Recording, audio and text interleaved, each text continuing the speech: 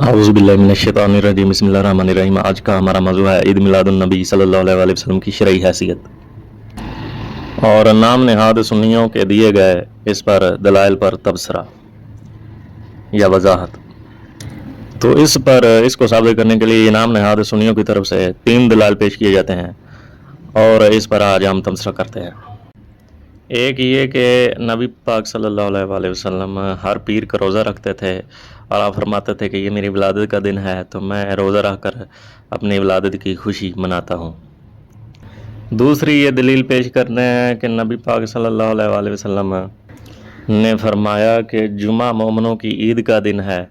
तो ये कहते हैं कि जब जुमा हर हफ्ते मोमनों की ईद का दिन हो सकता है तो जिनके वसीले से हमें जुमा मिला या इबादतें मिली तो वो रहमत लिल आलमीन सल्लल्लाहु अलैहि वसल्लम उनकी पैदाइश है हमारे लिए, तो इससे बड़ी खुशी का दिन है। ईद का दिन, ईद का मतलब होता है खुशी का दिन। तो जब हर जुमे को ईद मनाने का हुक्म है तो नबी सरकार के लिए ईद मनाने का हुक्म हम ईद क्यों नहीं मना सकते। तीसरी दलील ये बहुत बड़ी देते हैं कि जी नबी पाक सल्लल्लाहु अलैहि वसल्लम अल्लाह की हमारे लिए नेमत हैं, बहुत सबसे बड़ी नेमत हैं। तो नेमत पर शुक्र अदा करने का अल्लाह ने हमें हुक्म दिया है, इसलिए हम नेमत का शुक्र अदा करते हैं और खुशी का इज़हार करते हैं। अब इनकी पहली दलील पर तबसरा करते हैं। नबी पाक ने फरमाया कि मैं पीर का रोज़ा रखता हूँ अपनी विलादत की खुशी में। तो ये वो अपनी ज़ात की बात कर रहे हैं, उन्होंने कोई हुक्म जारी नहीं किया उम्मत के लिए। ये उनकी ज़ात के साथ ख़ास है, वो अपने लिए बात कर रहे हैं। तो उम्मत के लिए इस तरह का उन्होंने कोई हुक्म इरशाद नहीं फरमाया। तो ये दलील इन्होंने किस तरह पकड़ी हुई है। अगर ये फिर भी इस पर सुन्नत समझ कर अमल करना चाहते हैं तो जिस तरह नबी पाक का तरीका था उसी तरह करें। दूसरी दलील कि हर जुमा जो है वो मोमनों की ईद का दिन है। तो ये जुमे के लिए नबी पाक सल्लल्लाहु अलैहि वसल्लम ने फरमाया है जुमा फ़र्ज़ है और इसमें खुतबा भी होता है और ये फ़र्ज़ है।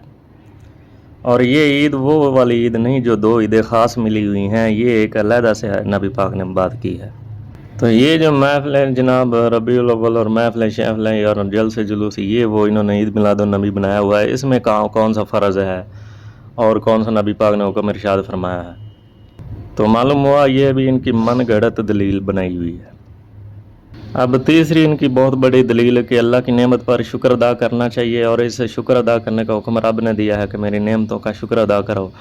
तो बात ठीक है, जिस रब ने कुरान में फरमाया है कि मेरी नेमतों का शुक्र अदा करो, तो नबी पाक सल्लल्लाहु अलैहि वसल्लम अल्लाह की बहुत बड़ी नेमत हैं, तो फिर शुक्र भी उसके हुक्म के मुताबिक ही होगा। तो आप बताएं कि ये 12 रबीउल अव्वल के ये जल्द से जुलूस है, ये सब कुछ जो कुछ हो रहा है, इसका कहाँ पर अल्लाह ने हुक्म दिया है या रसूल ने हुक्म दिया है, ये कुरान में से निकाल कर दिखाओ। जब तुम कुरान से शुक्र अदा करने की बात लेते हो तो उसी शुक्र अदा करने का तरीका जो है वो भी कुरान से दिखाओ ना।